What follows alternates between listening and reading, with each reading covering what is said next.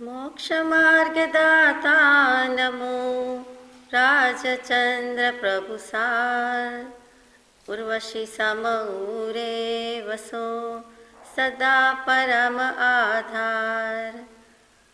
जेणे जाण्यो खरो आत्मा आत्माने अन्य अन्यने अक्षय पूर्ण ज्ञानिते सिद्धने धन्य धन्य छे। अज्ञानतिमिरान्धानां ज्ञानाञ्जनशलाकया चक्षुरुन्मीलितं येन तस्मै श्रीगुरवे नमः। तारक त्रिपुटीने नमस्कार, सत्श्रुतने नमस्कार, असीमुपकारी आत्माने नमस्कार, महावित्रोने नमस्कार, महाविત્રો સમાન મુરબ્બીઓ મુક્ષુને નમસ્કાર। પરમ કૃપાળુ દેવ શ્રીમદ રાજચંદ્ર પ્રભુ પ્રણીત વચનામૃતજી પત્રાંક 19 700 મહાનીતિ।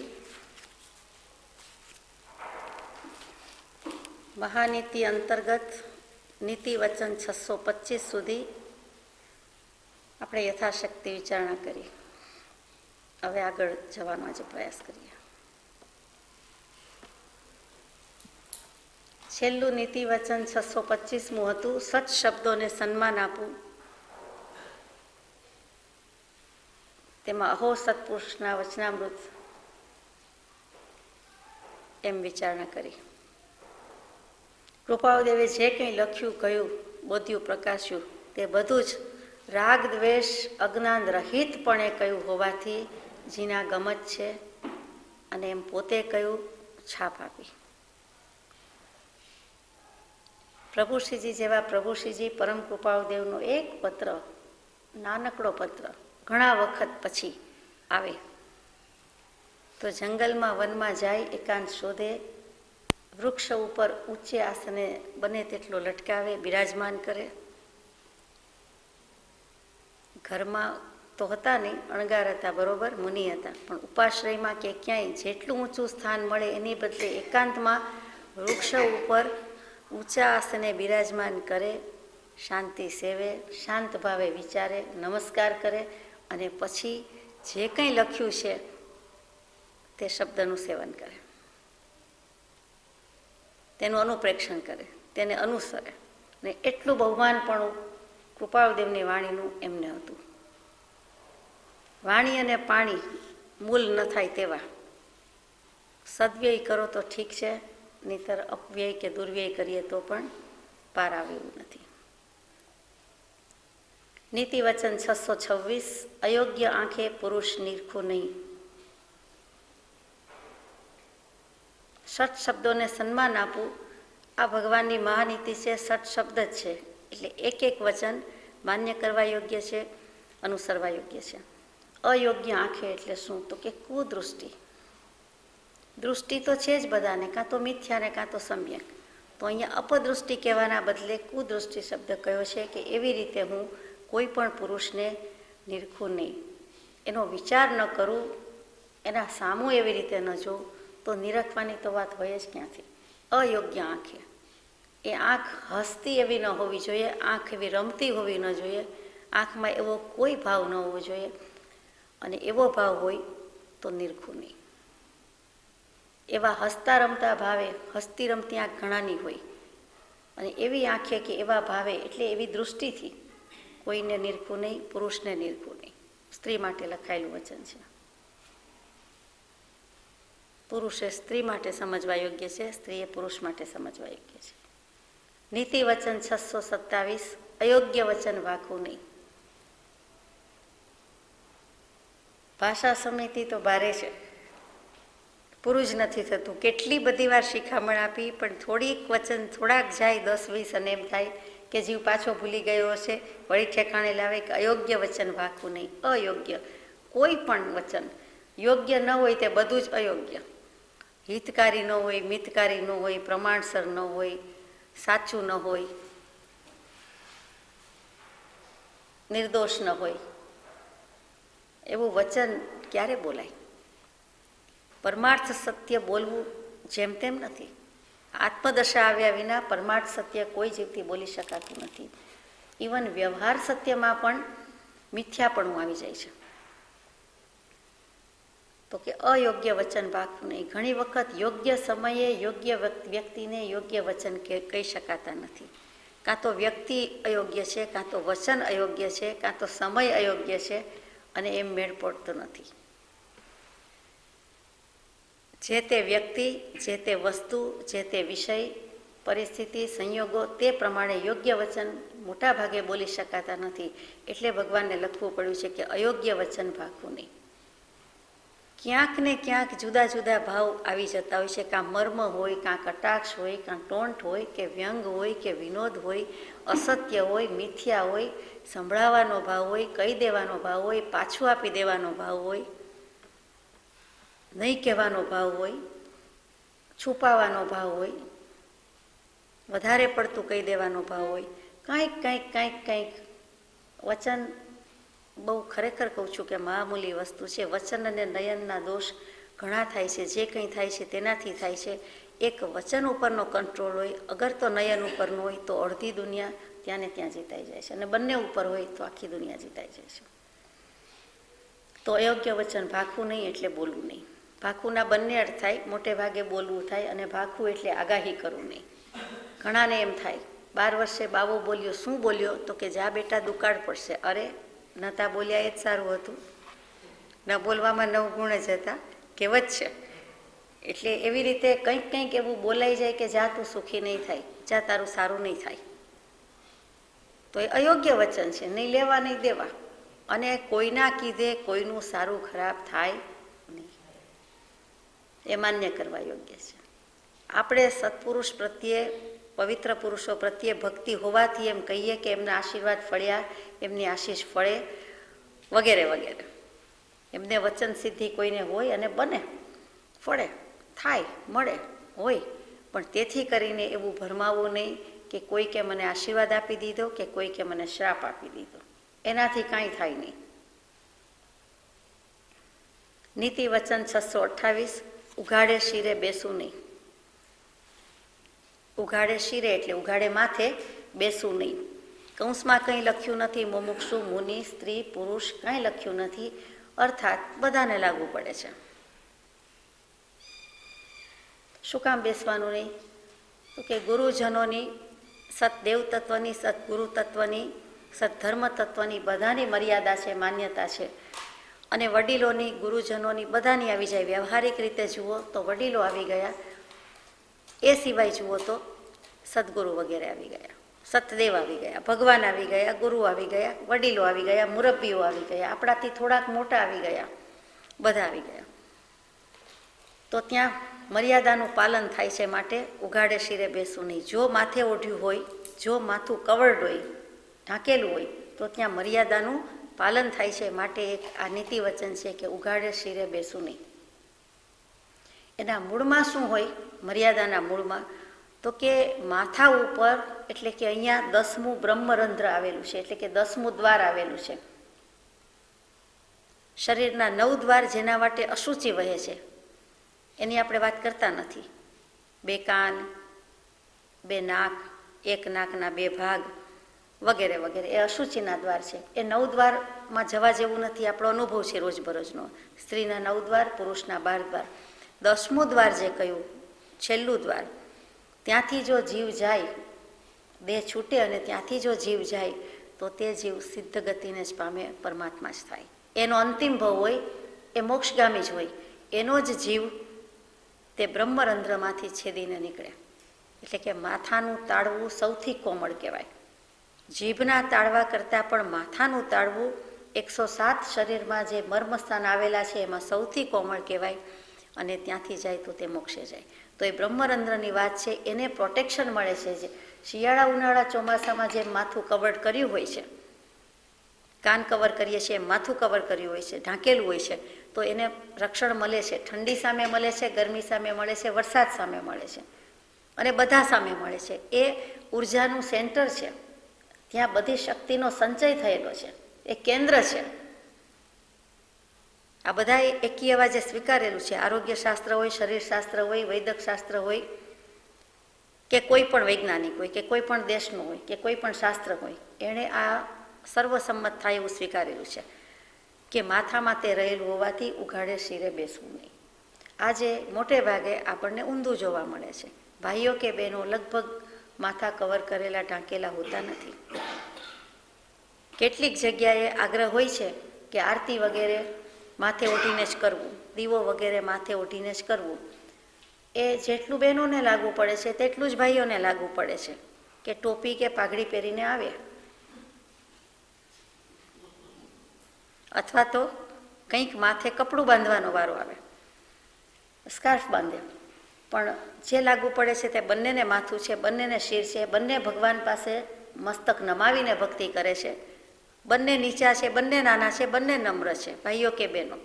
એટલે ઈશ્વરના દરબારમાં બધા જ સરખા છે, સર્વજીવ છે, સિદ્ધ સમજે સમજે તે થાય. તે નિયમ એકી સાથે લાગુ પડે છે, સરખો જ લાગુ પડે છે. પણ આમાં કંઈક રહસ્ય રહેલું હશે. મર્યાદા મુખ્ય છે એ આપણે સમજીએ છીએ કે એક જમાનો હતો કે બધા લાજ કાઢતા હતા. પછી એમાંથી લાજમાંય જઘન્ય મધ્યમ ઉત્કૃષ્ટ હતી, નાની, મોટી અને વચલી, થોડીક વધારે અને વચ્ચેની, નહીં જેવી. એમાંથી ધીમે ધીમે માથે ઓઢવા પર આવ્યા અને ધીમે ધીમે એ પણ ગયું, લુપ્ત થઈ ગયું છે. એટલે આપણી શક્તિ જતી રહી નથી, પણ શક્તિ તો જ્યાં છે ત્યાં છે. પણ એક આવો આશય રક્ષણ કરવાનો હતો ખરો, છે ખરો. બીજા ધર્મ કે બીજા સંપ્રદાયમાં પણ આ મોટે ભાગે જોવા મળે છે. નમાજ પડતી વખતે પણ આપણે બધાને એમ જોઈએ જ છીએ. સાધુ સાધ્વીજીમાં પણ સાધુ હોય, સાધુ પુરુષ હોય તો પણ માથે કવર કરીને વિહાર વગેરે કરતા હોય છે, ચાલતા હોય છે. બહાર નીકળે ત્યારે ખુલ્લા આકાશમાંથી કાંઈ પડી ન જાય, રક્ષણ મળે. ઠંડી ગરમી વરસાદ સિવાયનું પણ રક્ષણ મળે એટલે પણ ઓઢવામાં આવતું હોય છે. ટૂંકમાં ખુલ્લા માથે બધાને મોહ થવાનું, રાગ થવાનું કારણ કહેવાય છે. માટે મર્યાદાથી વાળનું સૌંદર્ય, વાળની સુશોભન કલા અને વળી વાળના ઘરેણાં માથા પરના, એ બધા ઉપર લક્ષ જાય, એ બધું કાંઈ ન થાય એટલા માટે પણ ઉઘાડે શિરે બેસવું નહીં એમ લખ્યું એમ લાગે છે. કેટલાક નિયમો દેશ, સ્થળ, કાળ પ્રમાણે પણ બદલાતા હોય છે. એમાંનું આ એક લાગે છે. આગળ જઈએ. નીતિ વચન 629. વારંવાર અવયવો નિરખું નહીં. પોતાના અવયવ, હાથ, પગ, મુખ, હોઠ, આંખ, વાળ, કોઈને કોઈ રીતે અરીસામાં અથવા એમનેમ ઘણાને નિરખવાની ટેવ હોય તો કે એ નિરખું નહીં. એમાં દેહ અને દેહ ભાવ સિવાય બીજું કાંઈ પોષાતું નથી. દેહ અને દેહનું સૌંદર્ય, રાગ અને મોહ, પોતે પોતાના અવયવ પ્રત્યે આસક્ત થાય છે. કેવું સરસ લાગે છે, કેવું ખરાબ લાગે છે, બગડી ગયું, સુધરી ગયું, સારું નથી લાગતું, સારું લાગે છે, ખરબચડું થઈ ગયું, રફ થઈ ગયું, સોફ્ટ થઈ ગયું, સુંવાળું થઈ ગયું. એ સિવાયમાં ભાવ શું છે? તંદુરસ્તીનો ભાવ કેટલો છે, સૌંદર્યનો ભાવ કેટલો છે. અને એના નિમિત્તે પાછા બીજા બધા કોસ્મેટિક્સનો વપરાશ થાય, સૌંદર્ય પ્રસાધન જેને કહીએ. એટલે ભગવાન કહે છે કે વારંવાર અવયવો નિરખું નહીં. કંઈક વાગ્યું પડ્યું મૂક્યું હોય ને નિરખવું પડે તો સમજાય, બાકી એને નિરખવા જેવું નથી. નીતિ વચન 630. સ્વરૂપની પ્રશંસા કરું નહીં. અહીંયા સ્વરૂપ એટલે આત્મ સ્વરૂપની વાત છે જ નહીં. એની પ્રશંસા તો જેટલી થાય તેટલી થોડી. પણ અહીંયા સ્વ સ્વરૂપ કે આત્મ સ્વરૂપની બદલે કયું છે, સ્વ સ્વરૂપ કેવું હોય તો પોતાનું દેહનું સ્વરૂપ જે પોતાનું નથી, છે જ નહીં, પણ આપણને સમજવા માટે, સમજાવવા માટે વ્યવહારથી લખવું પડે છે. પોતે પોતાના દેહની વિચાર કરે છે, જુએ છે, નિરીક્ષણ કરે છે, નિરખે છે. એટલે પોતે કહે છે સ્વરૂપની પ્રશંસા કરું નહીં. આ રૂપ કેવું હતું અને કેવું થઈ ગયું, આ રૂપ કાંઈ નહોતું પણ હવે રૂપ ઝળકી ઉઠ્યું કે નિખરી ઉઠ્યું, તો આ બધું શું છે? દેહ ભાવ છે, આસક્ત ભાવ છે, રાગ ભાવ છે કે બીજું કંઈ છે? અને મોટા ભાગનાને પ્રશંસા કરવાનું અથવા કરાવવાનું ગમતું હોય છે.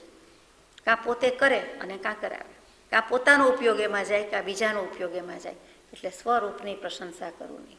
એમાં રૂપ કહેતા ફેર સ્કિન હોય એ જ નથી આવતું. રૂપ કહેતા બધું જ આવે છે. એમાં નમણાશ આવે છે, એમાં દેખાવ આવે છે, એમાં દેખાવડાપણું આવે છે, એમાં ફૂટડાપણું આવે છે, એમાં સૌંદર્યનું જે શબ્દ કહ્યો તે બધું આવે છે, શૃંગાર પણ આવી જાય છે. માટે એની પ્રશંસા, એના વખાણ, એની સ્તુતિ કરવા જેવું નથી. જે જીભ ભગવાનની સ્તુતિ કરતો નથી જે મુખથી ભગવાનના વચન બોલાતા ગવાતા નથી તે મુખ કે જીભ મળી તોય શું ન મળી તોય શું. નીતિ વચન 631 કાયા પર ગૃદ્ધ ભાવે રાચું નહીં. કાયા શરીર દેહ, કાયા આવે એટલે માયા જ યાદ આવે કે કાયા છે ત્યાં સુધી માયા છે એમ. એટલે કાયા પરનો મોહ મિથ્યાત્વ છે તે કેવું છે. અહીંયા કાયાનું કપટ નથી કેવું મારે. વૃદ્ધ ભાવે ગીધ, ગીધ જેણે જોયું છે વલ્ચર, વલ્ચર જ કહેવાય ને ગીધને, એને ખબર છે કે કેવું હોય, કેવા અવાજ કરે, કેવું ગંધ હોય અને કેવી લાલચું લોભી નજર હોય, કેવી લોભામણી હોય. એ લાલચ માટે જ વખણાયેલું છે, લોભ માટે જ વખણાયું છે. ગીધ કહેતા એ જ એનો સંસ્કાર કે એનો ગુણ યાદ આવે કે અવગુણ યાદ આવે. એટલે પોતે પોતાની કાયા ઉપર પણ ગીધની જેમ મીઠ માંડીને બેઠો હોય તેમ, અથવા તો એના જ લાલન પાલનમાં, એના જ સાર સંભાળમાં, એની જ ચાળ જંજાળમાં, એની જ આળ પંપાળમાં સમય ગુમાવે છે. માત્ર સ્નાન કરે છે ત્યારે નહીં, ગમે ત્યારે એને જે કાંઈ છે તે પોતાની કાયા માટે જ કરતો જોવામાં આવે છે. તો કે ભગવાન ગોખાવે છે કે હું દેહાદિ સ્વરૂપ નથી, દેહ સ્ત્રી પુત્રાદિ કંઈ પણ મારા નથી કે કોઈ પણ મારા નથી. તો છે શું? તો કે શુદ્ધ ચૈતન્ય અવિનાશી એવો હું આત્મા છું. એમ આત્મભાવના કરતા રાગ દ્વેષનો ક્ષય થાય. એટલે કાયા પર ગૃદ્ધ ભાવે રાચું નહીં. પોતે પોતાની કાયા ઉપર રાચે નહીં, પોતે બીજાની કાયા પર પણ રાચે નહીં. આમે કાયા શરીર પોતાનું છે જ નહીં.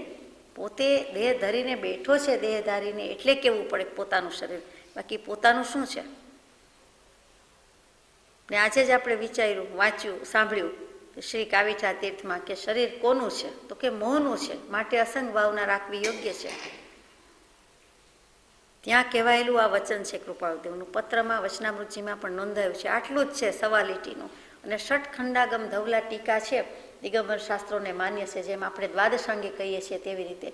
એ 16 વોલ્યુમ છે અને એના 2 વોલ્યુમનો સાર કેવો હોય તો આ જ છે કે શરીર કોનું છે? મોહનું છે, માટે અસંગ ભાવના રાખવી યોગ્ય છે. ત્યાં વાક્ય જુદું હોય, થીમ જુદી હોય, ભાષા જુદી છે, પણ ભગવાનનો ઉપયોગ ક્યાં ક્યાં ફરી વળ્યો છે. 12 આગમનો સાર કે બધા ઉપાંગનો સાર, અંગોપાંગ આગમના જે છે એનો કહી દીધો ધીમેકથી કે શરીર મોહનું છે, માટે અસંગ ભાવના રાખવી યોગ્ય છે. એટલે કાયા પર ગૃદ્ધ ભાવે રાચું નહીં. નીતિ વચન 632 ભારે ભોજન કરવું નહીં.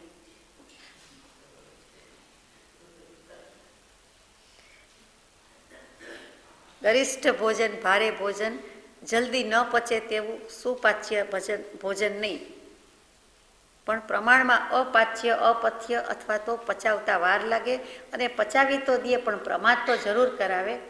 વધારે ઊંઘ આવે, વધારે બગાસ આવે, વધારે કોઈને ગેસ થાય, વધારે જે કાંઈ અજીર્ણ થાય, તો એવું હું ભારે ભોજન કરું નહીં. એમાં ભગવાને નામ લખ્યા નથી, છૂટ આપી નથી, બંધન આપ્યું નથી, નામ વિના કયું છે. એટલે આ કોઈને એમ થાય કે ઘારીને ઘેબર તો એમાં આવે જ નહીં. કોઈને એમ થાય ચૂરમાના લાડવા અને બુંદીના લાડવા એમાં સમાવેશ ન પામે. કોઈને એમ થાય લાપસી શીરો એમાં ન આવે, કોઈને એમ થાય ઓરમું ન આવે, કોઈને એમ થાય પૂરણપોળી એમાં ન આવે. તો મારે કાંઈ કેવું નથી, ભારે ભોજન કરવું નહીં. તો સ્વામી વાત્સલ્ય એમાં બધા કરતા હોય છે, કરાવતા હોય છે, રાખતા હોય છે, પીરસતા હોય છે. એ શું ભારે ભોજન કે બીજું કંઈ? અને માત્ર મિષ્ટ અન્ન, મીઠાઈને જ કહેવાય એવું નથી, પણ ફરસાણને પણ ભારે ભોજન કયું છે. ઘી પચાવવું જ અઘરું છે, ખાંડ પચાવી જ અઘરી છે, ગોળ પચાવવો અઘરો છે એમ નથી. તેલ પચાવવું એથી વધારે અઘરું છે. એ વધારે ભાર કરે છે, એ વધારે ચરબી કરે છે અને વધારે ભારવાળું છે, વજનવાળું છે. એટલે ભારે ભોજન કરવું નહીં. આપણે કરીએ નહીં, પણ આપણે કરાવીએ ખરા, આપણે અનુમોદન કરીએ ખરા, તો કે એ પણ આવી ગયું. આપણે છટકબારી શોધીએ કે ભારે ભોજન કરવું નહીં, પણ કરાવવું, અનુમોદવું તો છે. આપણે સમજવાનું છે કે ખરેખર પ્રમાદ થાય છે કે નહીં. પછી થોડી માત્રા ઓછી લઈએ તો ભારે ભોજનને આપણે હલકું કરી શકીએ છીએ. એની બદલે બીજું કેટલુંક ન જમીએ, એની સાટામાં આપણે બીજું કંઈક બદલો લેતા હોય એમ કંઈક ન જમીએ, ઓછું જમીએ, તો પણ એ ભારે ભોજન થતું નથી. ભોજન ભલે ભારે હોય, એને ભારે કે ભારરૂપ કરવું કે નહીં, કે હળવું રાખવું એ આપણા હાથની વાત છે. કોઈ ગમે તે કહે, ગમે તે બનાવે, ગમે તેટલું આપે, આપણે કેટલું વાપરવું એ આપણા હાથમાં છે.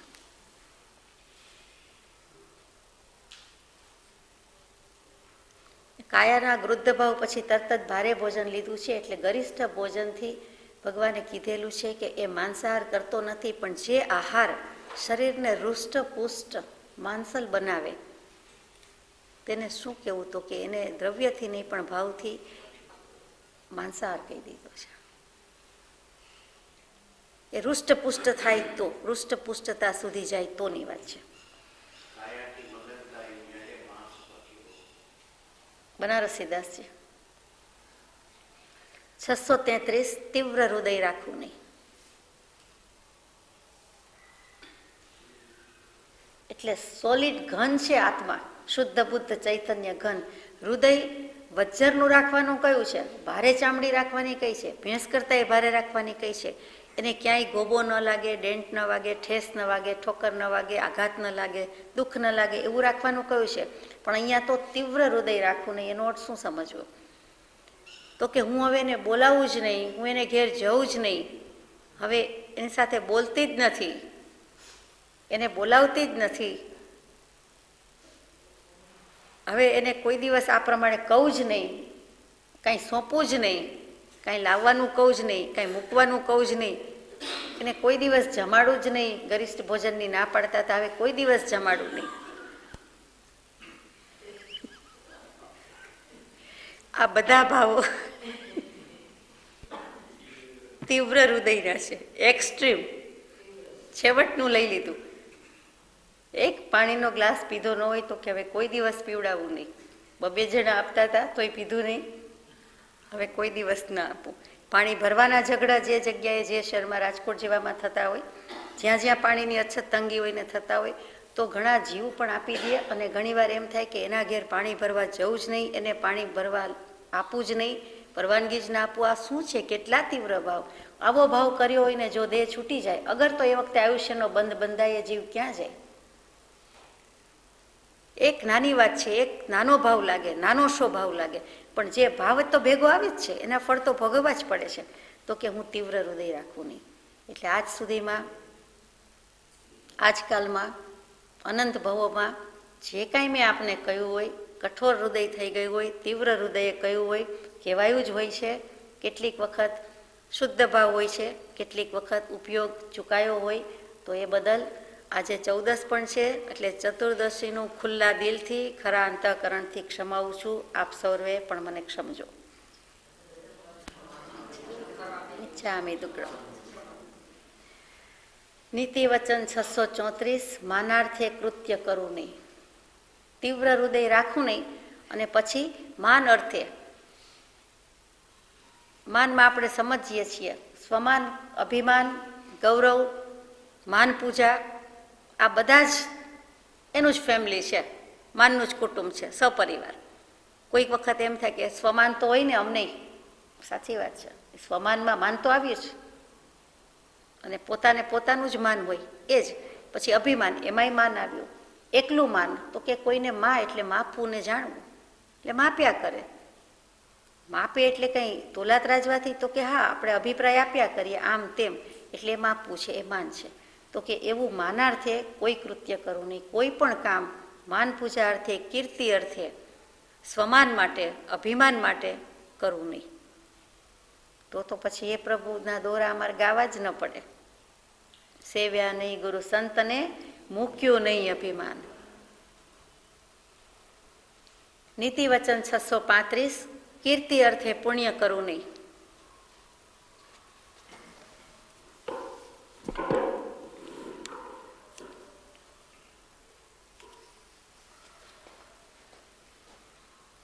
આમ તો પુણ્ય કરવામાં જ માનતા નથી, પુણ્ય કરીએ જ નહીં. પુણ્ય અને પાપ કરવાના, બાંધવાના ભાવથી આપણે પુણ્ય પાપ કરતા નથી. થઈ જાય છે, શુભાશુભ ભાવ થઈ જાય છે એટલે પુણ્ય પાપના ફળ મળે છે. બાકી એક ઉપવાસ કરીએ તો આટલું પુણ્ય મળે, 4 વખત આત્મસિદ્ધિજી બોલીએ તો એક ઉપવાસ જેટલું ફળ મળે, પુણ્ય મળે. દાન કંઈક કરીએ, સારા ભાવથી કરીએ તો પુણ્ય બંધાય. દેવલોકનું આયુષ્ય બંધાય. આવા જે કોઈ અન્નદાન આપીએ, વિદ્યાદાન આપીએ તો પુણ્ય તો બંધાય છે. તો કે પુણ્યને પાપ તો અનંત કાળથી આપણે કર્યું. ઠાગા ઠૈયા કરું છું ને ચાંચુડી ગળાવું છું એ તો બહુ કર્યું. થોડુંક પુણ્ય થોડુંક પાપ, વધુ પુણ્ય ઓછું પાપ, વધુ પાપ થોડું પુણ્ય, અને વધુ પાપ ને વધુ પુણ્ય. આ ચાર સિવાય પાંચમું છે નહીં. આ તો કર્યા જ કર્યું છે. પણ હે પ્રભુ, હવે અમારે શુભાશુભ ભાવ, પુણ્ય પાપના ભાવમાંથી નીકળી એનાથી પર, એનાથી પાર જે કાંઈ છે તે શુદ્ધ ભાવ અને શુદ્ધ ઉપયોગ ત્યાં જવું છે, જેથી કરીને મોક્ષ થાય, સ્વભાવરૂપ મોક્ષને પામે. માટે વિભાવ પ્રભાવ કરવા નથી. એટલે કીર્તિ અર્થે પુણ્ય કરવું નહીં. પુણ્યની જ ના, અને તેમ છતાં થઈ જાય તો કે એમાંય કીર્તિ માટે, પ્રસિદ્ધિ માટે, પોતાનું નામ આવે એટલે, તો કે એવું દાન, એવું તપ કે એવું પુણ્ય હું ન કરું. કીર્તિનો મોહ જીવને ક્યાંય સુધી મુકાતો નથી. ફરી ફરી કહું છું કે કંચન કામિની જીતાઈ જાય છે.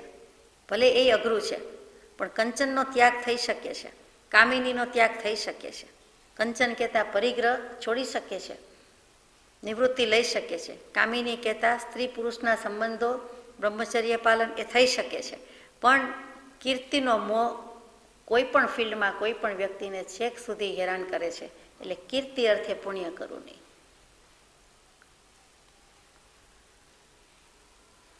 નીતિ વચન 636. કલ્પિત કથા દૃષ્ટાંત સત્ય કહું નહીં. પોતાની કોઈ વાતનું સમર્થન માટે કે શાસ્ત્રની વાતના સમર્થન માટે કે સત્પુરુષના બોધના સમર્થન માટે, જોકે એને સમર્થનની જરૂર જ નથી, પણ સમજવા માટે, પુષ્ટિ કરવા માટે, સહેલું કરવા માટે કંઈ પણ કલ્પિત કથા દૃષ્ટાંત સત્ય કહું નહીં. કથા દૃષ્ટાંતને કથા દૃષ્ટાંતની રીતે જ જોવાના હોય, મૂકવાના હોય.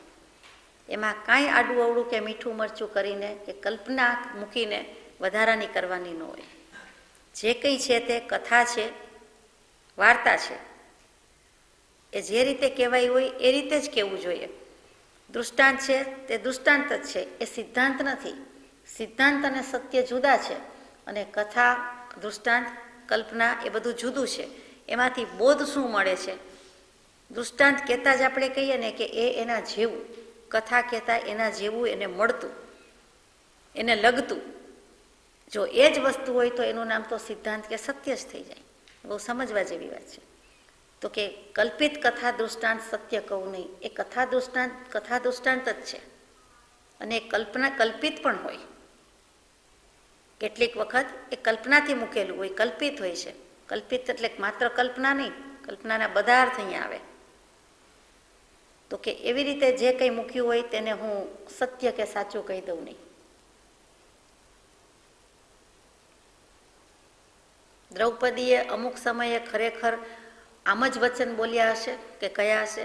સતી સીતાએ ખરેખર આમ જ વચન કયા હશે? ના, એ કવિની, લેખકની, સ્તુતિકર્તાની રચના છે. એમાં કલ્પનાના અંશ હોઈ શકે, એક્ઝેક્ટલી એમ ન બોલાયા હોય. પરમ કૃપાળુદેવે આત્મસિદ્ધિ જે શાસ્ત્રનું સર્જન કર્યું એનું કંઈ વાસ્તવિક ચિત્ર છે આપણી પાસે? નહીં. એ વખતે કંઈ ફોટોગ્રાફર હતા કે વિડીયોગ્રાફર હતા? કોઈ ન હતું. પણ એ ભાવોને તાદૃશ કરતું કોઈ ઓઇલ પેન્ટથી બનાવે, કેનવાસ પર બનાવે, ડ્રો કરે, અગર તો એવું ચિત્ર બનાવે કમ્પ્યુટરથી કે કોઈ પણ કળાથી, તો એ કાલ્પનિક ચિત્ર થયું. વસ્તુ સત્ય બની છે, એ દિવસે બની છે, એ ભાવથી બની છે, જેમ જાણીએ છીએ તેમ બની છે, એ સ્થળે બની છે. તેમ છતાં એ ચિત્રને આપણે કાલ્પનિક કહીએ છીએ કે નેગેટિવ પરથી પોઝિટિવ થયેલું ચિત્ર નથી. પછી આપણે એમ કહીએ કે ના, એ વખતે લેવાયેલું છે તો એને હું સત્ય કહેવા માટે જે કાંઈ આડું અવડું કરું તે ખોટું કહેવાય. એટલે આ નીતિ વચન છે કે કલ્પિત કથા દૃષ્ટાંત સત્ય કહું નહીં. એમ કહીએ કે નાના એ વખતે કોઈ ભાઈએ કે બેને લઈ લીધેલું છે, એમ નહીં.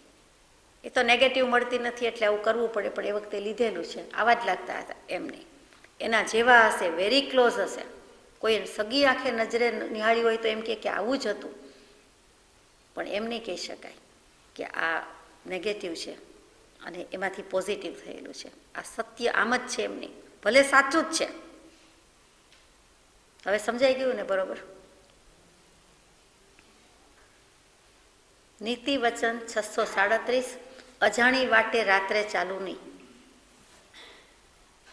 અજાણી વાટે, અજાણ્યા રસ્તે, અજાણ્યા રાહે રાત્રે ચાલુ નહીં, દિવસે ચલાવી નહીં, ભૂલા પડી જવાય, પણ કોઈક રસ્તો બતાવનાર મળી જાય. પણ રાત્રે તો એક તો જીવ હિંસા થાય, બીજું અંધારું હોય, ત્રીજું કંઈ જરૂર નહીં. જોકે આપણને કંઈ રાત દિવસનો બહુ ફરક લાગતો જ નથી, યુએસએમાં તો જરાય નથી લાગતો, પણ છતાં અજાણી વાટે રાત્રે ચાલુ નહીં. એટલે જે બધા જોખમ છે સમાજ વ્યવસ્થામાં આપણે જોઈએ છીએ કે કેટલું બધું પ્રોબ્લેમસમ થતું હોય છે, તો કે એ અજાણી વાટે ન જવું, અજાણી રાહે ન જવું.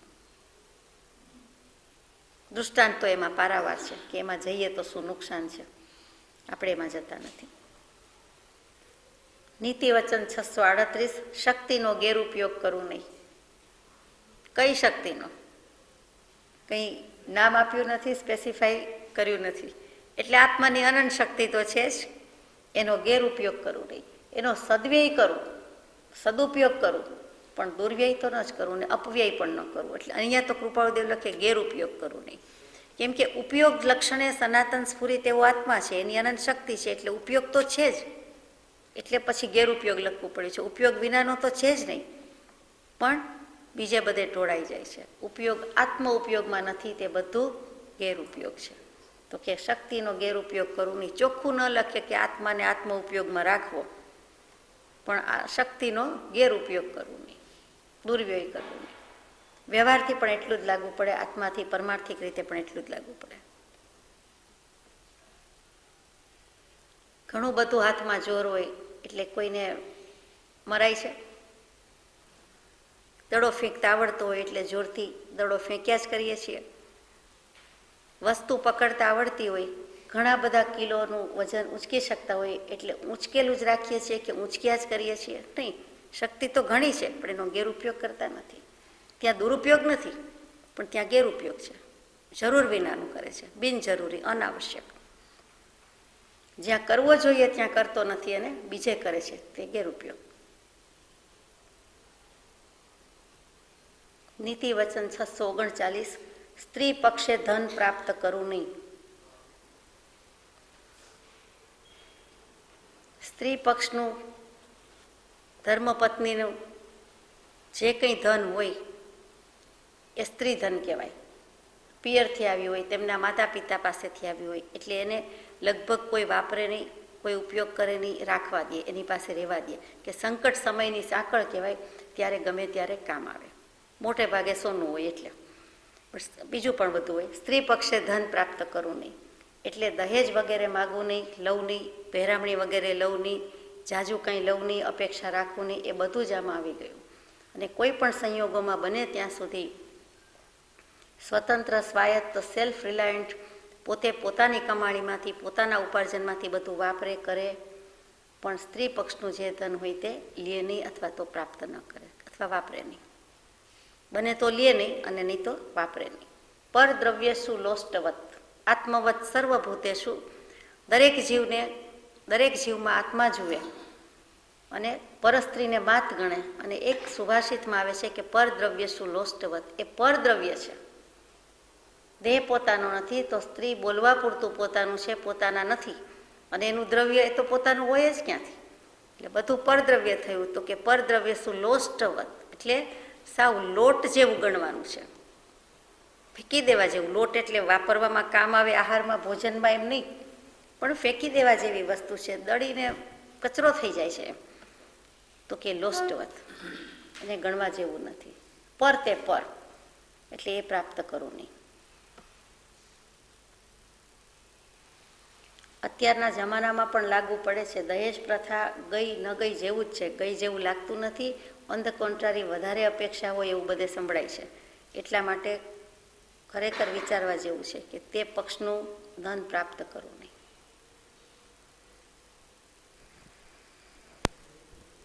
નીતિ વચન 640, વંધ્યાને માતૃભાવે સત્કાર દઉં.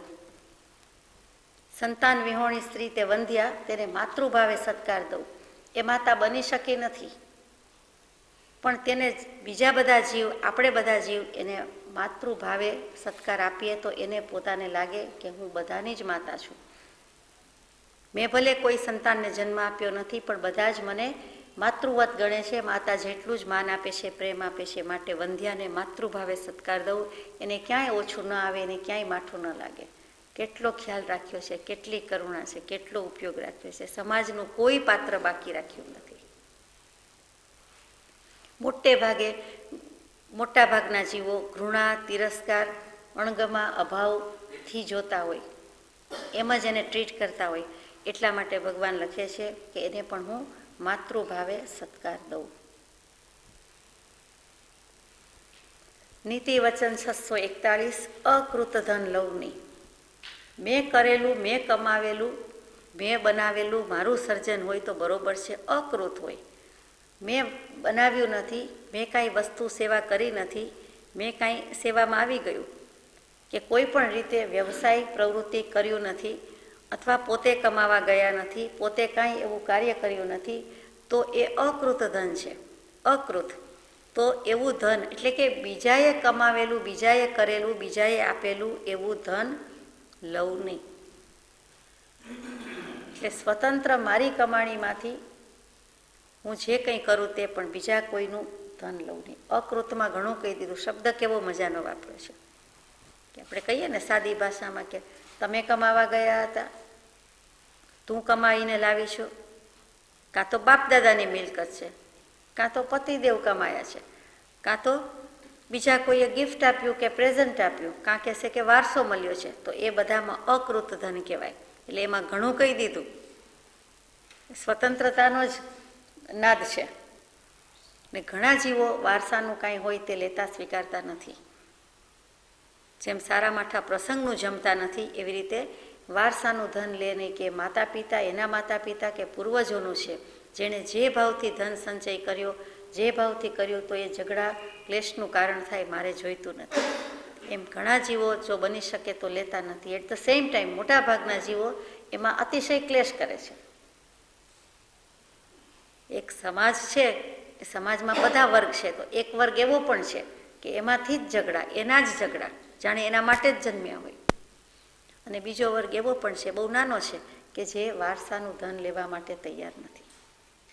એવી રીતે પારકું ધન એ પણ પચાવી પાડવા કે લેવા તૈયાર નથી. આમાં કદાચ લોન વગેરે લઈએ તે આવતું હશે, ખબર નહીં. અકૃત જ થયું ને, પોતે ક્યાં હજી કમાયા છે.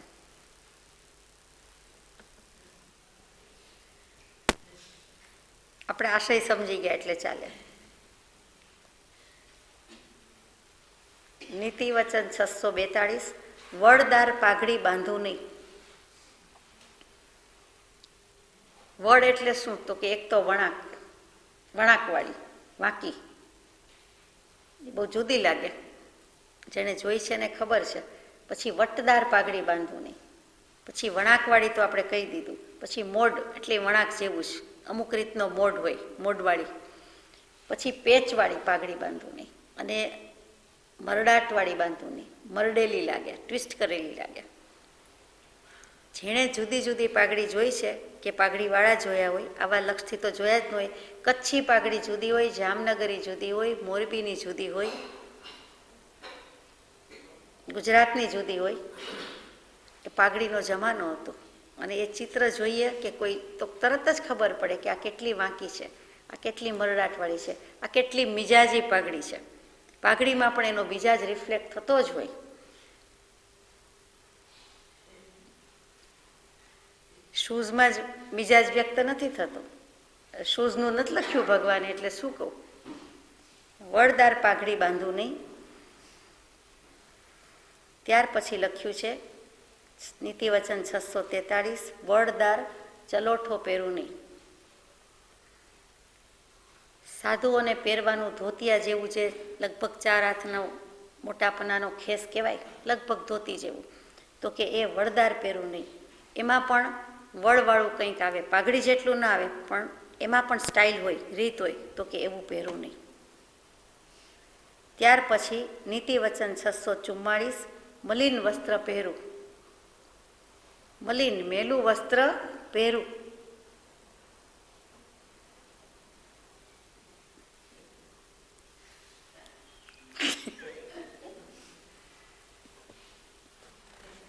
મલ પરિસર છે.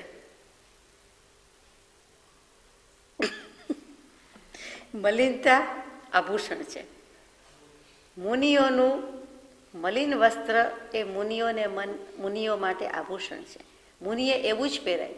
મુનિ સાધુ પ્યોર વ્હાઇટ પહેરીને નીકળે એટલે શ્રાવકો કે મુમુક્ષુઓ કહેવાના છે કે આટલી વ્હાઇટનેસ અમે ધ્યાન રાખતા નથી અમારા કપડાનું, કે આટલું પ્યોર વ્હાઇટ હોવું જોઈએ, કે મિલ્કી વ્હાઇટ હોવું જોઈએ, કે ફ્રોસ્ટ વ્હાઇટ હોવું જોઈએ. આપણે એટલું ધ્યાન આપતા નથી, લક્ષ્ય આપતા નથી.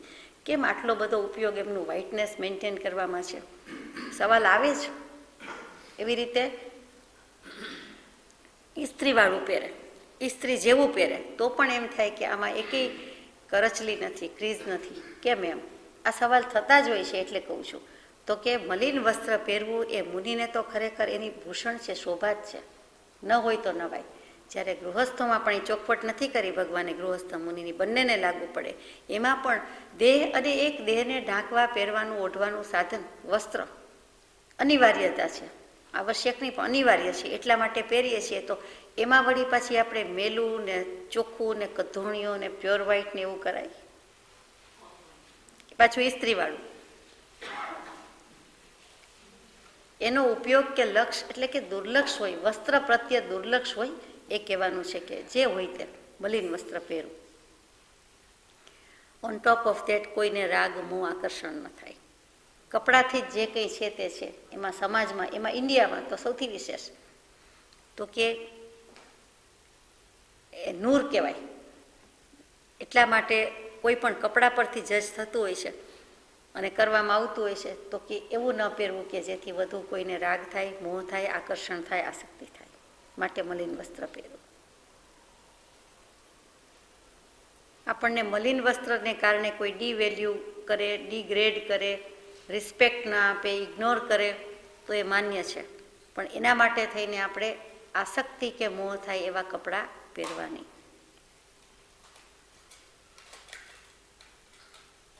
નીતિ વચન 645. મૃત્યુ પાછળ રાગથી રોવું નહીં. કોઈનું મૃત્યુ થાય, મૃત્યુ ખરેખર થતું જ નથી. આત્મા અજર અમર અવિનાશી છે. પણ આપણી સાથેના સંબંધ આ ભવના છૂટી જાય છે એટલે આપણે એને મૃત્યુ કહીએ છીએ. બાકી જન્મ અને મૃત્યુ વચ્ચે સમય જ ક્યાં જાય છે? એક જગ્યાએ જન્મ હોય છે પછી તરત જ બીજી જગ્યાએ લઈ જ લે છે. થોડાક વર્ષનો જ વચ્ચે ગેપ આવે છે જે જીવન કહીએ છીએ. જન્મ, જીવન, જ્યાં આયુષ્ય પૂરું થાય ત્યાં બીજે તો જન્મી જાય છે. એટલે મૃત્યુ જેવું આમ જુઓ તો છે જ નહીં. અને એટલે જ અજર અમર અવિનાશી છે. પણ આપણી સાથેના સંબંધ છૂટા થયા, પૂરા થયા તે ભવ પૂરતા. આપણી નજર સામેથી ગયો જીવ, સંસારથી ઉઠી ગયો એટલે આપણે એને મૃત્યુ કહી દીધું છે. તો કે મૃત્યુ પાછળ રાગથી રોવ નહીં. વૈરાગ્ય વશાત રડે કે એક મનુષ્ય જન્મ એનો પૂરો થઈ ગયો, ક્યાં દુર્લભ હતો અને હવે જ્યાં ગયો હોય ત્યાં ખરો, એમાં એણે આત્મકલ્યાણ કર્યું તો સદગુણથી પ્રેરાઈને રડીએ, ન કર્યું તો કરી ન શક્યા એમ કરીને રડીએ. તો વૈરાગ્યથી રુદન આવી જાય તો જુદી વાત છે. પણ રાગથી રડે એ રાગ છે શું? તો કે મોહ, આસક્તિ વગેરે છે. એ ભાવ ખરાબ છે. એની સાથે સાથે એના પ્રત્યે પ્રેમ છે એટલે રડતો નથી, પણ મોટે ભાગે એ સગવડથી રડે છે કે પોતાની સુવિધા, પોતાની સંભાળ, પોતાની સગવડ હવે નહીં સચવાય. કોઈક જ જીવ એ ગયેલા જીવના સદગુણથી પ્રેરાઈને રડતું હશે, પણ મોટા ભાગનાને આ જ ભાવ હોય છે. એટલે કહે છે કે હું એના પાછળ રાખતી રહું નહીં. આમ પણ રડવાથી એ જીવ પાછો તો આવવાનો નથી, અને આવશે તો આપણે ઓળખી શકવાના નથી. જુદા ફોર્મમાં આવે, જુદી રીતે આવે, એટલે સ્વીકારી શકવાના નથી.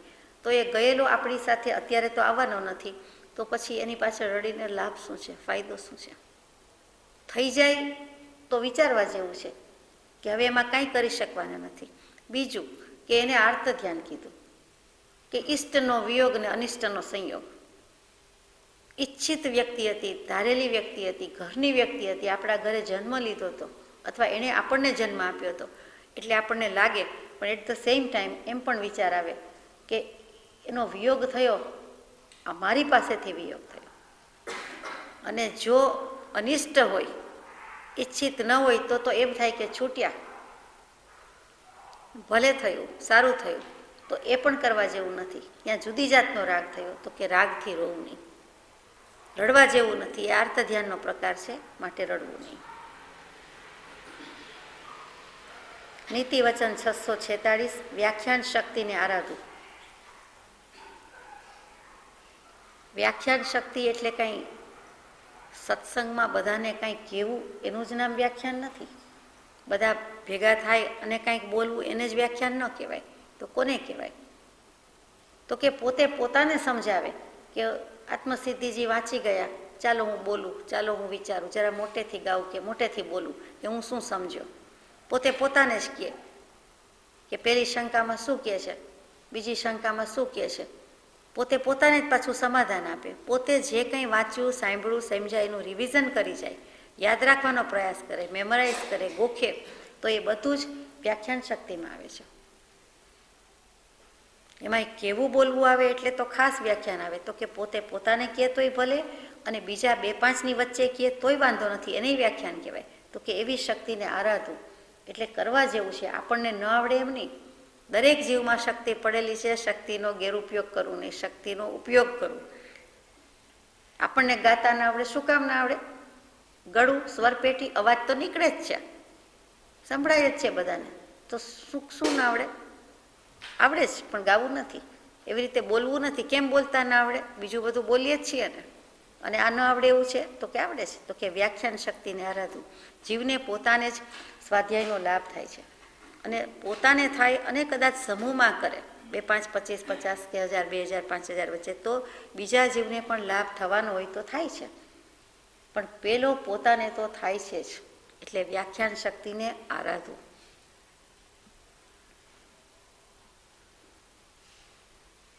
નીતિ વચન 647 ધર્મ નામે ક્લેશમાં પડવું નહીં.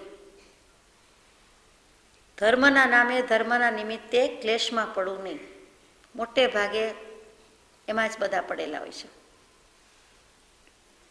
કોઈ મંદિર જે કરવાનું હોય, કોઈ સભા મંડપ બાંધવાનો હોય, કંઈક બીજી પ્રવૃત્તિ કરવાની હોય, ભોજનશાળા બંધાવવાની હોય, વિદ્યાશાળા પાઠશાળા બંધાવવાની હોય, કંઈક જમાડવાના હોય, કંઈક જાપ કરાવવાના હોય, પૂજા ભણાવવાની હોય, આવા અનેક રીતે ધર્મના નામે. તો કે એમાં ક્લેશમાં પડવું નહીં. એમાં કંઈક મન દુઃખ થયા કરે, ખટરાક થયા કરે. તો કે એવું પડવું નથી. તિથિ તો કે અમે 14 જ રાખીએ છીએ, તો બીજો વર્ગ કે અમે પાખી પાડીએ છીએ. ચાલે, 14 ને પાખી, સ્થાનકવાસીને દેરાવાસી. દેરાવાસી કે અમે 14 રાખીએ, સ્થાનકવાસી કે અમે પાખી. એટલે પછી પૂનમ અને અમાસને દિવસે તિથિ રાખે. શું ફેર પડે છે? કૃપાળુદેવ કે તિથિ પાડવી, તિથિ તકરાર અર્થે નથી. કંઈક ભૂલી જવાયું કોઈક વાર વરસને વટલે દિવસે, તો હાય અરર ઓહો એવું કરવાના બદલે બીજી વાર ધ્યાન રાખવું, પણ બીજે દિવસે પાડી લેવું. પણ એમાંથી રાગ દ્વેષ કરે અને મહાભારત થઈ જાય તો એ ખોટું છે. એટલે આ બધું ધર્મના નામે ક્લેશમાં પડવું નહીં. સંવત્સરી જેવું સંવત્સરીનો દિવસ અને એનું પ્રતિક્રમણ ચોથનું જ થાય ને પાંચમનું જ થાય. આજે મોટે પાયે ઝઘડા ચાલે, વાદ વિવાદ ચાલે, હજુ પાર આવ્યો નથી. ઓરિજિનલી પાંચમ જ હતી, શાસ્ત્રોમાં ઉલ્લેખ છે, ઇતિહાસની આરસી, ભૂતકાળ બધું સાક્ષી પૂરે છે. પણ તેમ છતાં એક આચાર્ય ભગવંતે એક મુનિને એ વખતે શ્રાવકોએ કહી દીધું, માનો કે રાજા છે એ શ્રાવક છે અને સાથે સાથે મુનિ પણ કોઈ પધારેલા છે એમના ગુરુ જેવા. તો કે અમારે આ સ્પેશિયલ પ્રસંગ છે ને, આપણે કંઈક દીકરાના લગ્ન કે દીકરીના લગ્ન જે કહેવાતું હોય તેવું કંઈક રાખ્યું છે ને, કે રિસેપ્શન રાખ્યું છે ને, એટલે ચોથ પાંચમનું જરા આમ તેમ કરી દે તો કેમ. ત્યારે જ મુહૂર્ત કાઢ્યું હશે ગમે તેમ, મોટે ભાગે તેવું કરે ને. એવી આખી પ્રજાનો કોઈ ઉત્સવ હતો, દીકરા દીકરીનું તો બોલતા બોલાઈ ગયું. તો કે આપણે એ રીતે કરીએ તો કેમ. એટલે પાંચમની બદલે ચોથ એમાંથી આવી ગઈ તો ચાલ્યું છે. બાકી બધી જ રીતે બીજ, પાંચમ, આઠમ, 11, 14 એ રીતે જોતા અને ભૂતકાળ જોતા પાંચમનું જ પ્રતિક્રમણ હતું. ઋષભદેવ ભગવાનના સમયમાં પણ પાંચમને દિવસે જ બધું થયું હતું. ધર્મની પ્રભાવના, ધર્મનો પ્રારંભ એટલે તે દિવસનું મહાત્મ્ય છે.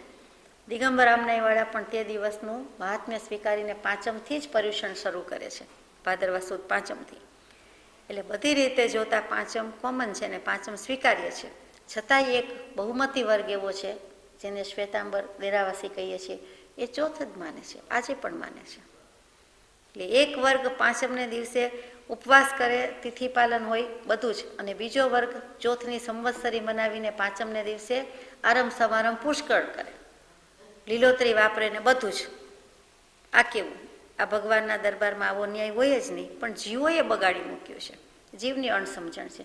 તો કે ધર્મના માટે નામે હું ક્લેશમાં પડું નહીં. આ સમજવા માટે વાત થાય છે. બીજું આપણે કંઈ ચોથ પાંચમનો ઝઘડો નથી, પણ સમજાય એટલા માટે કહેવાય છે કે આ બધા ક્લેશકારી પરિણામો છે, ક્લેશના નિમિત્તો છે. નીતિ વચન 648, તારા ધર્મ માટે રાજદ્વારે કેસ મૂકવું નહીં. આત્માનો ધર્મ છે, આત્મા પમાડવાનો છે, આત્મામાં પમાડવાનું છે. એના માટે રાજદ્વારે, કોર્ટ, અદાલતમાં જવું નહીં. હું કોઈ ઉપર કેસ કરું નહીં. ડૉક્ટર પાસે કેસ કઢાવવાની વાત નથી કીધી. અને એકચ્યુઅલી સત્પુરુષ સદગુરુ એટલે વૈદ્ય કયા, ડૉક્ટર કયા, તો એની પાસે આપણે કેસ કઢાવવા આવ્યા જ છીએ, કઢાવેલો છે. માટે હવે અદાલતના કેસ કઢાવાય કે મુકાય નહીં, ત્યાં ચાર્જ ન કરાય કોઈને, ગળે ઉતરે જાય એવી વાત છે. એટલે મુમુક્ષુ સામે ન જવું એમ નથી કીધું, કોઈની સામે ન જવું. કે જે કોઈ આવું માને છે એ પછી આવા અદાલતના ઝઘડા ટંટામાં પડતું નથી, કોર્ટે ચડતા નથી. તો મુમુક્ષુ સામે તો ન જ જાય, સવાલ જ નથી, પણ બીજા કોઈ સામે પણ ન જાય. નીતિ વચન 649, બને ત્યાં સુધી રાજદ્વારે ચડવું નહીં. પેલું પોતે એફર્ટ્સ મૂકીને ન કરે, પોતે કેસ મૂકે નહીં. અને હવે કોઈએ મૂક્યો હોય તો કહે છે બને ત્યાં સુધી રાજદ્વારે ચડવું નહીં. આપણે કહીએ ને તરત જ જવાબ આવી જાય કે કોઈ કરે તો પછી તારીખ આપે, મુદત આપે, જવું જ પડે કે નહીં? જવું પડે. તો લખી દીધું કે બને ત્યાં સુધી રાજદ્વારે ચડવું નહીં.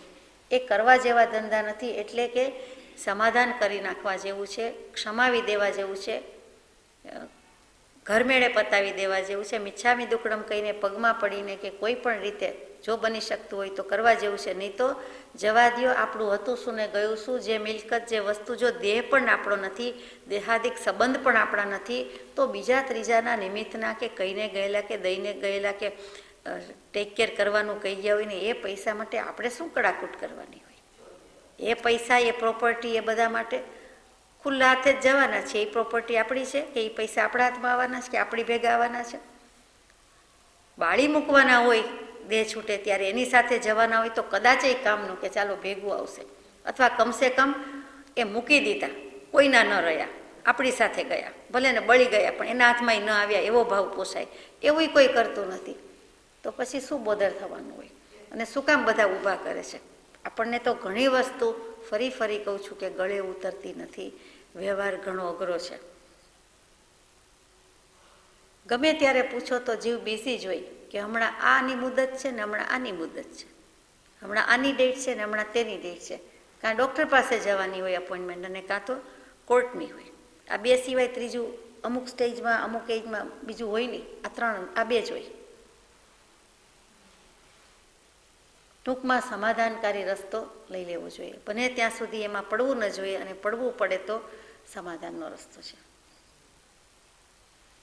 નીતિ વચન 650, શ્રીમંત અવસ્થાએ વી કરીને બાંધી દીધું છે, શાળાથી કરું. એટલે માનો કે શ્રીમંતાઈ છે, લક્ષ્મી છે, પૂર્વકૃત છે, આ ભવની બહાદુરી પુરુષાર્થ નથી, પણ પૂર્વના પુણ્યના ઉદય વશાત લક્ષ્મીજીની કૃપા છે, ઘણી બધી વધારે કૃપા હોય તો શ્રીમંત અવસ્થા આવી ગઈ છે. મેં પેદા કર્યા છે? ના. મેં પુરુષાર્થ કર્યો છે? ના. એ બધું ભલે હોય, પણ પૂર્વનું કાંઈક પુણ્ય પ્રકોપ હોય, પુણ્યનો ઉદય હોય તો જ મળે છે, બાકી મળતી નથી. માટે શ્રીમંત અવસ્થાએ વિદ્યાશાળા, વિનયશાળા, ત્યાંથી વિદ્યા, વિનય, વિવેક પ્રાપ્ત થાય એવી વિદ્યાશાળા છે, અથવા વિદ્યાલય, શાળાથી કરું. શાળા શબ્દ મૂકેલો છે અને વી કરીને બાંધી દીધેલું છે. એટલે જેમાંથી વિનય પ્રાપ્ત થાય, જેમાંથી વિવેક પ્રાપ્ત થાય, અને વિનય વત્તા વિવેક એટલે એ આત્મવિદ્યા જ પ્રાપ્ત થાય, આત્માનું જ જ્ઞાન મળે. તો કે સા વિદ્યાયા વિમુક્તયા, જે વિદ્યા મોક્ષે લઈ જાય તેવી વિદ્યાશાળા, જૈનશાળા, પાઠશાળા કરું. 483માં પત્રમાં કૃપાળુદેવે કહી દીધું છે કે જે વિદ્યાથી ઉપશમ ગુણ પ્રગટ્યો નહીં, વિવેક આવ્યો નહીં કે સમાધિ થઈ નહીં, તે વિદ્યાને વિશે રૂડા જીવે આગ્રહ કરવા યોગ્ય નથી. બીજું બધું કેટલું ભણ્યો પૂછશે અને ભણાવશે અને કેટલા એફર્ટ્સ મૂકશે અને ભણાવવા ક્યાંના ક્યાં મોકલશે, પણ આત્મજ્ઞાન કે આત્મવિદ્યા માટેનું શું પુરુષાર્થ, એનું સિલેબસ શું, એ કરવું જોઈએ એવો લક્ષ્ય કેટલાને અને ક્યાં. નીતિ વચન 651.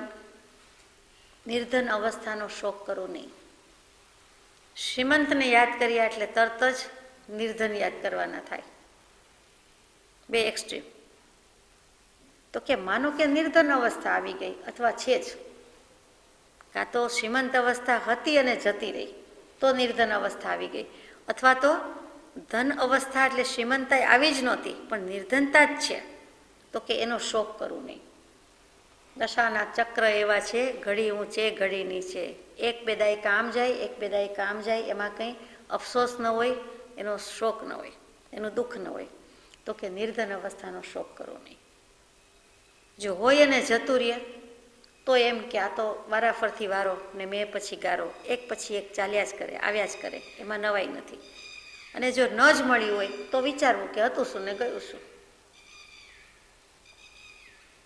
5 ઇન્દ્રિય અને 6ઠું મન અને આત્મા છે તો એ ગરીબ છે જ નહીં અને એ સક્ષમ છે, અને એમાં જો એને સત્પુરુષ મળ્યા છે કે એનું શરણું પકડ્યું છે તો એના જેવો કોઈ સુખી નથી, એના જેવો કોઈ ધનિક નથી. એની પાસે સદબોધ છે અને 5 ઇન્દ્રિય અને 6ઠું મન છે, બીજું જોઈએ શું, અને માથે સત્પુરુષ છે, એનો બોધ છે. માટે નિર્ધન અવસ્થાનો શોક કરવું નહીં, દુઃખ કરવું નહીં. આમ પણ અશોક રૂપે પ્રવર્તન કરશું આપણને અગાઉ શિખામણ આપી જ દીધી છે. નીતિ વચન 652. પર દુઃખે હર્ષ ધરું નહીં. બીજાના દુઃખે દુઃખી થવાય, અનુકંપા કરુણા છૂટે, પણ બીજાના દુઃખથી હરખાઈ જવું કે હર્ષ કરવું કે ખુશી મનાવી કે રાજી થવું એ તો બને જ નહીં. પર દુઃખે, પર દુઃખ, પર હિત એ નિજ હિત સમજવું, એવી રીતે પર દુઃખે આત્મદુઃખ, પોતાનું દુઃખ માનવું. બીજાને દુઃખી જોઈને કેટલાય જીવો હરખાતા હોય છે, હર્ષાયમાન થાય છે કે એની પાસે કાંઈ નથી, કેવો મેલો ગેલો ફાટેલા તૂટેલા પહેરીને ફરે છે, એની સાથે હું ફરું નહીં, મારી સાથે ચાલે તોય શરમ આવે, આવા બધા ભાવ કરી નાખીએ. અર્થાત પેલાને જોઈને એ હરખાય છે, કોઈ પડી જાયને જેમ કોઈને હસવું આવે છે તેમ, તો કે એ પડેલા જીવ જેવા છે. પર દુઃખ છે, એ દુઃખી છે પણ એણે કાંઈક પૂર્વકૃત એવું કર્યું છે તો એ દુઃખમાં છે, તો એને જોઈને હર્ષ માનવો, ખુશી થવું, રાજી થવું, પ્રસન્ન થવું ના. દેખીતી રીતે આપણે ભિખારા જેવા કે દિન દુઃખીને જોઈને રાજી થતા નથી, પણ બીજા એવા અનેક પ્રકારના દુઃખી જીવો છે, અનેક પ્રકારના દુઃખને કારણે એમાં આપણે હરખાઈ જતા હોઈએ છીએ. કોઈક વખત વિચારવા જેવું છે અને એ કરવા જેવું નથી. નીતિ વચન 653. જેમ બને તેમ ધવળ વસ્ત્ર સજવું. કેવા કપડાં પહેરવા, પ્રતિષ્ઠા હોય તો શું પહેરશું, લગ્ન હોય તો શું પહેરશું, કેટલા બધા પ્રસંગ છે તો કેટલા બધા કપડાં જોઈએ જુદી જુદી જાતને, તો કે જેમ બને તેમ ધવળ, શ્વેત, સફેદ કપડાં પહેરવું. સફેદાઈ એ શુક્લતાનું, પવિત્રતાનું પ્રતીક છે, એટલા માટે સફેદની વાત મૂકી છે. પણ સફેદની સાથે સાદાઈ પણ જાય છે. સફેદમાં પછી વેરાયટી, વૈવિધ્ય, મોંઘા, જાતભાતના, ફેશનેબલ, આકર્ષક એમ નહીં. સફેદ કહેતા જ એના ભેગી સાદાઈ જાય, હોવી જોઈએ. ખરેખર તો શબ્દથી તો જાય છે જ, પણ ભાવથી પણ હોવી જ જોઈએ. કે સફેદ કહેતા યોગ્ય પણ છે, સફેદ કહેતા ઉજ્જવળ છે, સફેદ કહેતા નિર્મળ છે, ડાગડુગ વિનાનું, અને સફેદ કહેતા પવિત્ર છે. એ સફેદાઈ કહેતા જ જીવના પોતાના ભાવની શુક્લતા ન હોય તો પણ પ્રદર્શિત કરવી જોઈએ કે આ વ્હાઈટ પહેરીને તો બેઠા પણ ભાવમાં તો કાબરચિતરાપણું છે, કસાઈ ભાવ છે, એટલે એને થાય જેમ ખોટું સાધુપણું હોય તો એમ થાય કે બધા કેવું માન આપે છે, તો વ્હાઈટ પહેરવાથી બીજા જીવને ગમે છે, સારું લાગે છે, તો વ્હાઈટનું એટલું મહત્ત્વ છે, તો હવે મારે કસાઈ ભાવ ઓછા કરવાના છે, નહીં તો એ જ લોકો મને બગભગત કહે છે. બગલા જેવા સફેદ કપડાં પહેરીએ અને એ પ્રમાણે હોય નહીં તો આપણને તરત જ ઔચિત્ય ભંગ લાગે છે. માટે સફેદ કપડાં પહેરવું, ધવળ કે સફેદ બરોબર, પણ એની સાથે સાદગી, સાદાઈ. અહીંયા પૂરું થાય છે સહજાત્મ સ્વરૂપ પરમ.